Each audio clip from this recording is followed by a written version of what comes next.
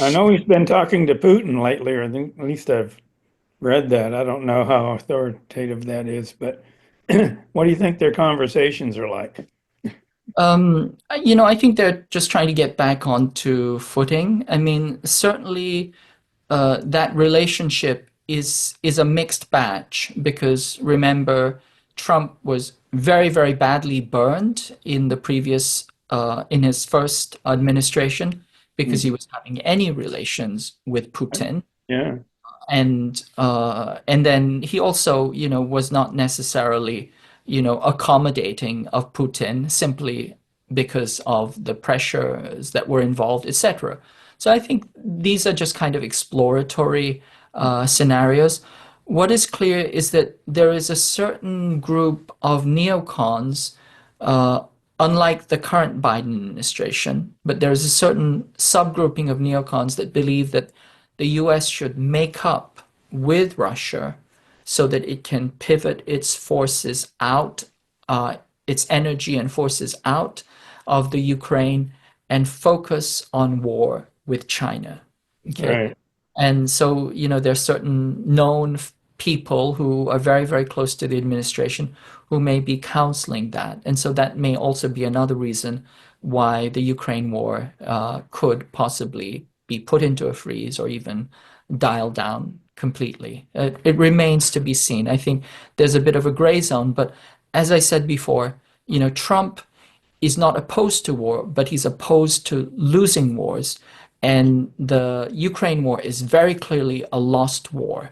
And Trump can simply saddle that onto Biden, say, Biden lost this war and I stopped the bleeding, and now I'm on to bigger and better things. Right. Whereas I think what's happening right now is the administrative state under Biden is trying to enmesh and to kind of prolong that war so that Trump is also dragged fully into that war as much as they were. Uh, Yeah, that Jim and I were talking about how much damage can Biden do between now and January 20th to I think tie Trump's hands. yes. I mean, I think there's significant damage that can be done. I'm also seeing, movements in the Philippines. As I pointed out, Taiwan, Japan, Korea could see some kind of friction, but the Philippines in the South China Sea is also a key area of escalation and provocation. And just very recently, the Marcos government, with the clear connivance and coordination with the US government, has just declared that, it has ownership of the Spratlys. It's used its domestic law to make an international law claim, which is completely, completely absurd. You cannot do that. And they claim that they have UN close. And then the U.S.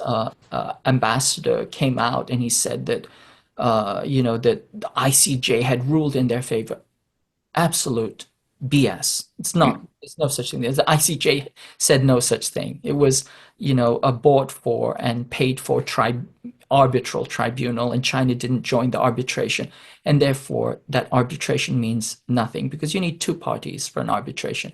If one party doesn't join the arbitration, you have nothing. Your quote unquote judgment is meaningless.